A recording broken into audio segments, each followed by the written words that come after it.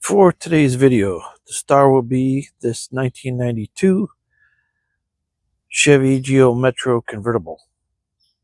And what we're working on today is going to be replacing the brake master cylinder. I have determined that sometimes when you press on the pedal, it doesn't seem to be giving fluid equally through all the circuits, and thus braking efficiency is reduced. In other words, it won't stop right. I've got a new master cylinder. We're going to have to get that, bleed it out, put the new one on. But before we do anything, we got to make sure we can get the old brake lines off. To remove the master cylinder itself is quite easy, but the brake lines, if you've ever dealt with something from the Midwest or anywhere where there was rust, there is likely going to be some lines that want to spin and break themselves instead of just unbolting. So let's hope for the best. Let's get into it. So in my case, it's going to be that silver thing and that reservoir, and one line on the top and two on the left side. They don't look too bad, but the corrosion on the master cylinder itself, which is the silver part, does look pretty bad. So I don't know what kind of luck we're going to have. I'm going to start by putting some penetrating oil just in case it gets inside those nuts and can help us out. I'm not worried about the nut coming out of the master cylinder. I'm worried about the nut spinning off with the line inside it, thus twisting the line and breaking it. So we're going to be a little gentle with our initial torquing on those. Detorquing, rather. And it was very recent in my mechanicking that I realized there are actually metric flare nuts. Never heard of them. Never needed a wrench for one. I credit I can't remember if it was Project Farm or Torque Test Channel, but I'll put the link for the set that I'm using. They were reasonably priced and they tested out real good, because some of these are just junk. They won't grab the nut right.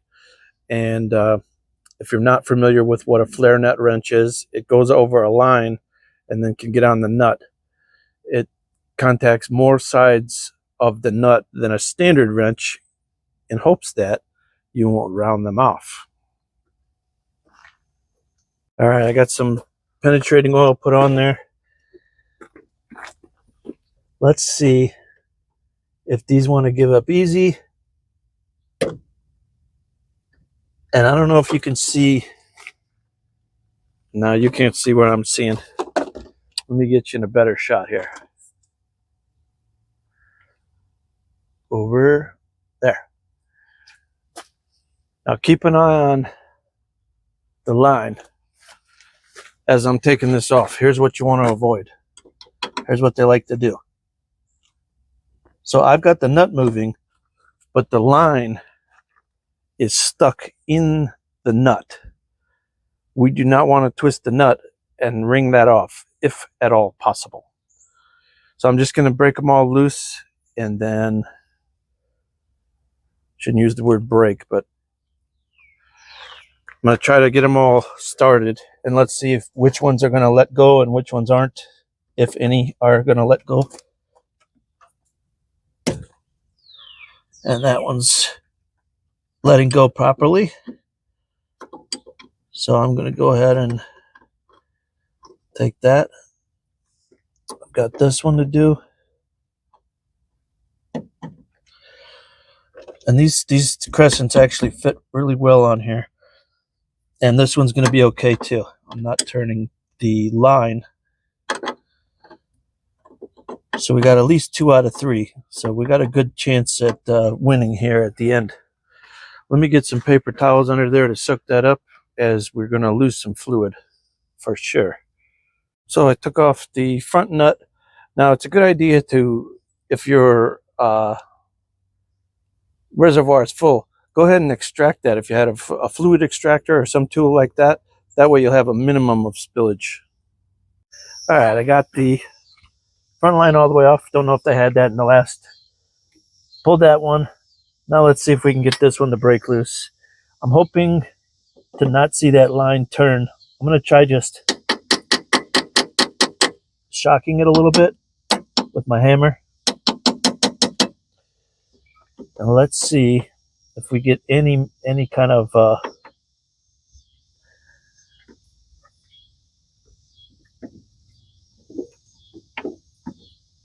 ooh, I think we just got it. I thought I was going to have to be rocking that back and forth all day. Yep, we got lucky. If you don't get lucky, word to the wise, these are flare fittings. Compression fittings are not rated for the pressure that a brake system is going to put down, so do not use compression fittings, even though they are much simpler. If you do ring off your brake line, and by ring off I mean twist it off, break it off, whatever, from rust, you will have to find a video on how to properly flare something. I'm sure there is 1,000 videos out there.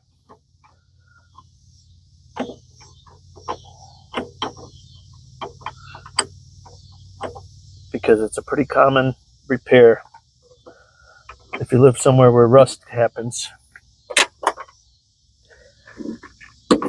There we go. Good.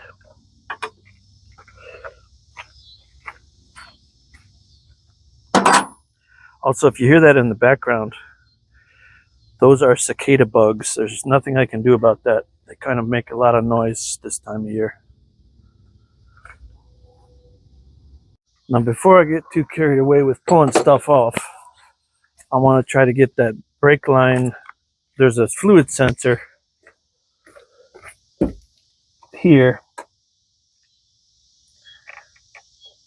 Need to release that little tang and unplug that.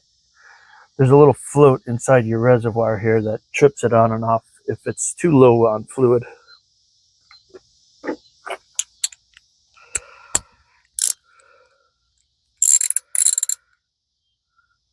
Got my 12mm ready here.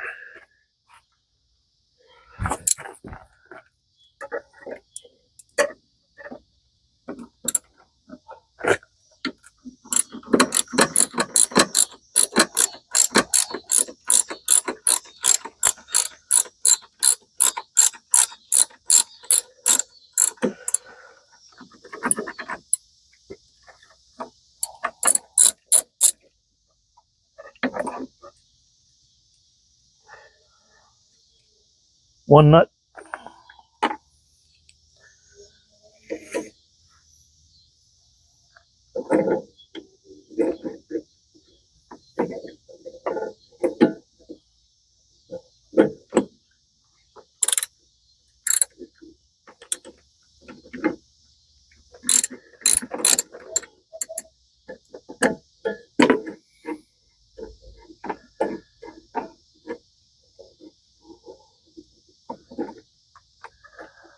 I've got the nut. Now I think there might be some bracketry I got to work with here, but let me see what comes loose.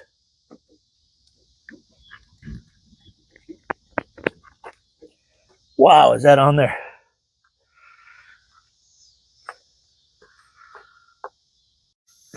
Back with you here.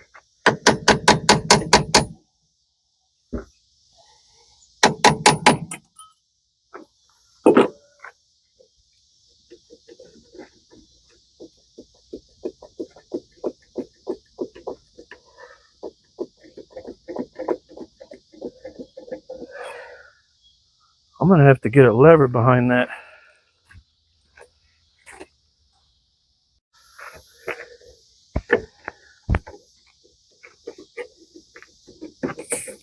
There we go. There was a bit of a suction seal there I heard let go. I don't know if that came across on the video, but anyway, there's our old crusty girl. Get you in the shot there. Been around.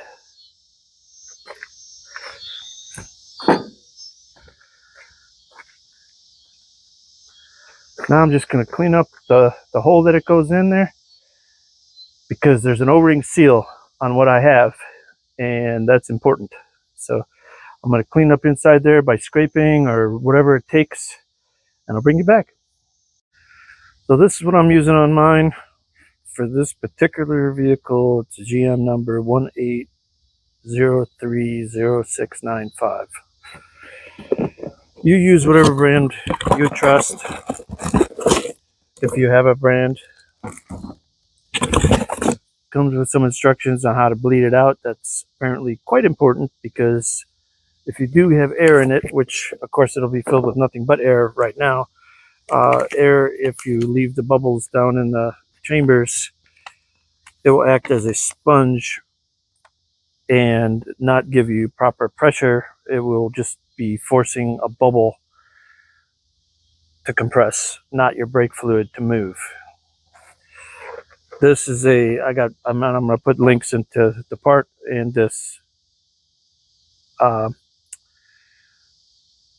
actually just this, but this is just a standard brake bleeding kit. It's got all different kinds of adapters for all different kinds of master cylinders, and then it's got a couple clips, and you put those up onto the rim, and you feed the fluid out.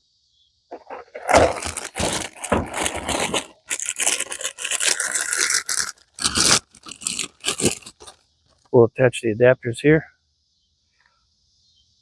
clip them up on the rim, put this open, and keep bleeding fluid until we see no air, and we'll follow the instructions for that. First thing I'm going to do is just try to compare these a little bit, see that the pins and try to see that they're the same in as many ways as possible. This one had a block off plug, this one has no plug at all. That's correct. We have top, yes, side, side, side, side. So that is correct. And everything else looks the same. So as far as the way this works, get this one out of the way here. You've got 3 lines. This goes front left brake, front right brake, rear brakes, ISM. I've got all the plugs put in here. This is the way it says to start. It's to get the O-rings all lubricated up. So we'll do that. We'll put our brake fluid in, and we'll get started.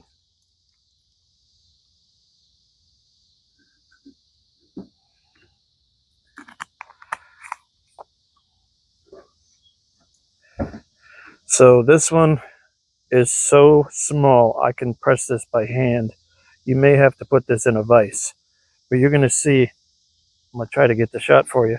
You're going to see air bubbles and fluid moving as I do this.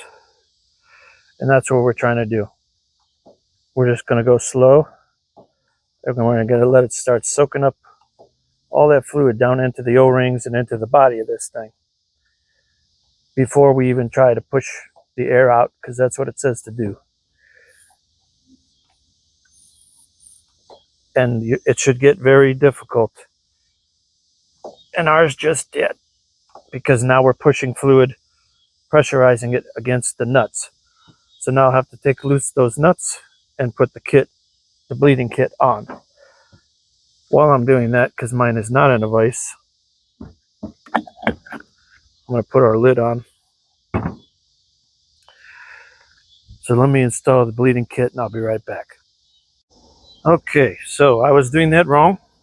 My initial try, I was trying to bleed both of them at the same time.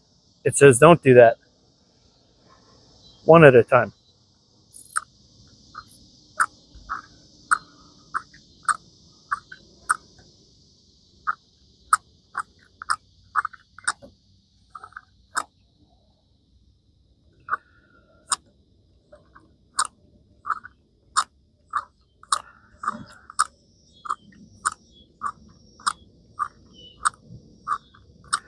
That might explain why I have one fine thread and one coarse thread of these only, is because you only use one at a time.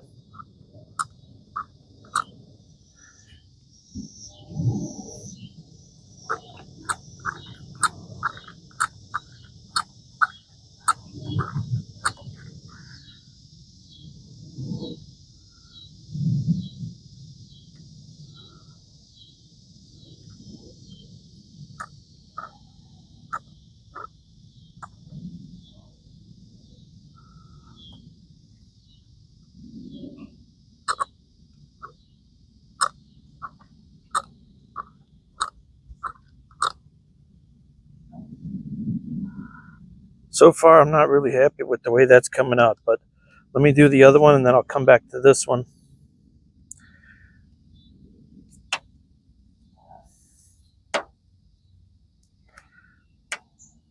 I mean, they should be somewhat separate, so I don't know how air would from one would get to the other or whatever, but let's see if that's the case.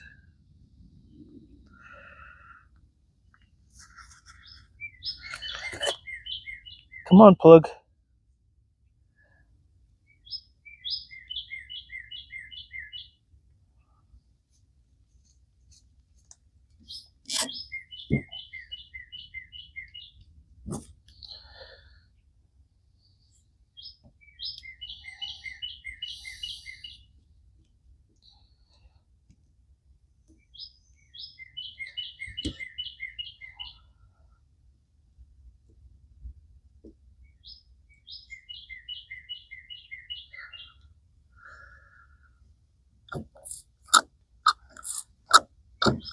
Oh, that's going better.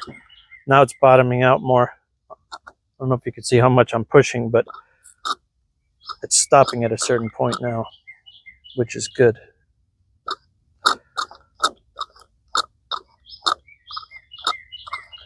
And there is plenty of air coming out from inside there and the other one backwards, not just coming out through here. And if it gets too stirred up, you're just going to have to stop.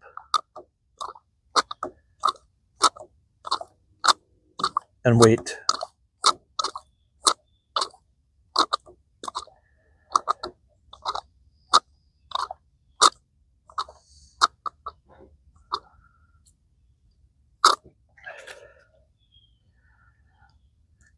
All right, I'm just going to go back and forth several times. Here's one thing I noticed. Let me get you zoomed in down there. If you look in this hole, I'm just sitting it here, and there are small little bubbles still coming. Let me tip it a little. See that bubble still coming? Just by letting it sit, it's still filling somewhere down here. And this has gone down quite a bit. There's more fluid in there than you would think there would be, that it retains. So just be patient, I guess. Let it bleed out before you put your lines on. All right, I skipped a few steps there. So what you want to do is put the plugs back in so it doesn't leak all over the place. Put the master cylinder on there, one at a time. Take the plug out, put your brake lines back on. Now, I have not pushed it all the way in yet. It will seat with a rubber O-ring, and I have to see how much pressure that's going to take, if I'm going to be able to just push on it, or if it needs a little tappy tap or what. Nah, she went right in.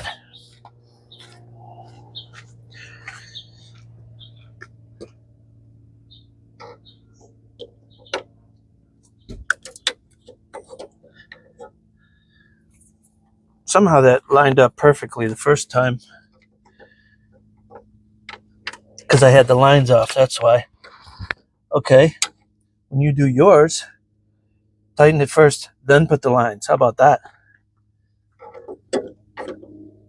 Yeah, that would have been a smarter idea. I don't mind having yours turn out better than mine. I'll tell you.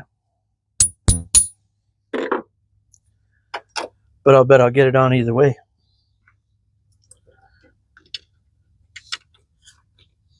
Ha!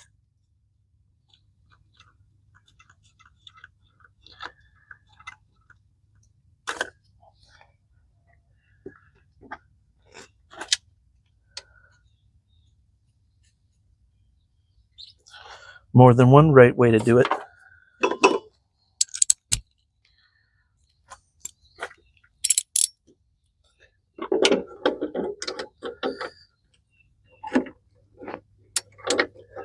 Okay, go ahead, laugh. It still doesn't reach.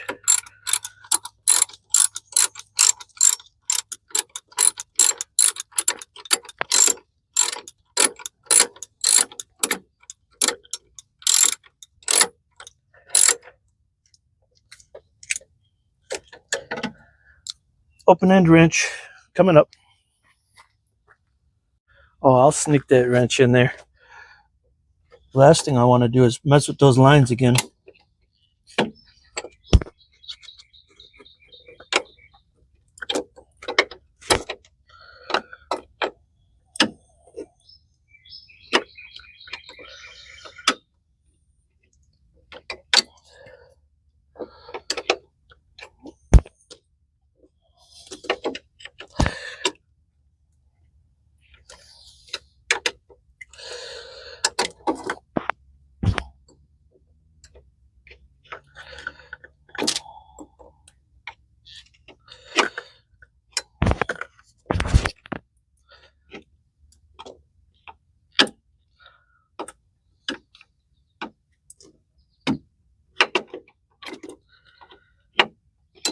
Anyway, you get the point. Bring it back when I actually get it. Okay, I've got this screen in my hand. Show you in a minute here. That little screen did not come with the new one, and I really like it. It's ultra fine, so I'm going to reuse it from the old one into the new one. I think that's a wise idea. Every time you take that cover off, the chances of getting something in there are actually kind of high. Kind of pre-filters it.